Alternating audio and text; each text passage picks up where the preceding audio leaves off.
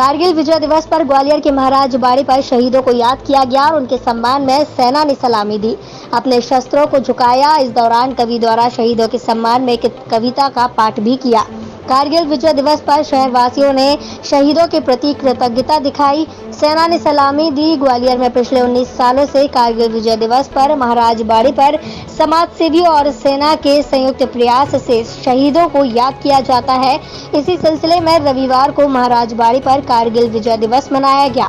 इस मौके पर उन शहीदों को याद किया गया जिन्होंने देश की सीमाओं की रक्षा के लिए अपने प्राणों की आहुति दी। इस युद्ध में देश के 527 जवान शहीद हुए थे।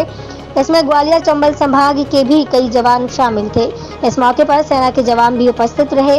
उन्होंने शहीद जवानों के चित्र के सामने अपने शस्त्र झुकाकर उन्हें याद करते हुए सम्मान किया और परेड भी की। इस मौके पर सेना के कर्नल एच.एस. चहल ने कहा, कारगिल विजय दिवस की वर्षगांठ मना रहे हैं। ये दिन न सिर्फ सेना बल्कि पूरे देश के लिए काफी महत्वपूर्ण है।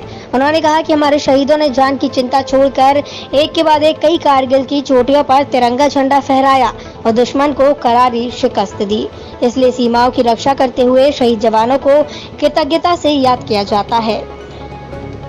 आज कारगिल विजय दिवस है। आज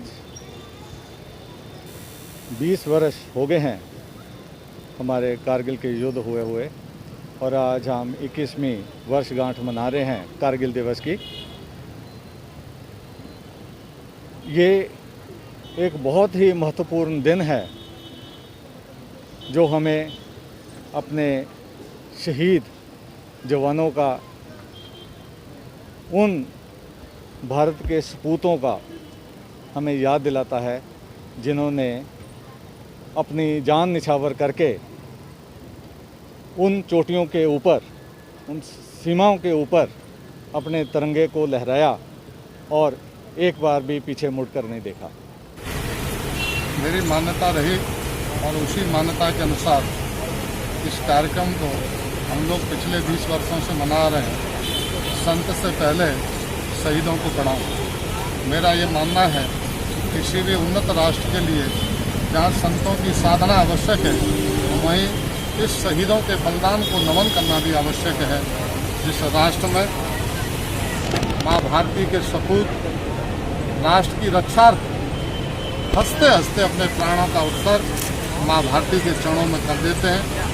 मेरा ये मानना है कि कठिन परिस्थितियों में हमारे जो माँ भारती के लाडले पूत जब सीमाओं पर रक्षार्थ हुए, विषम परिस्थितियों में अपनी ड्यूटी निभा रहे होते हैं, उस समय हम अपने घर के अंदर रजाइयों में सो रहे होते हैं।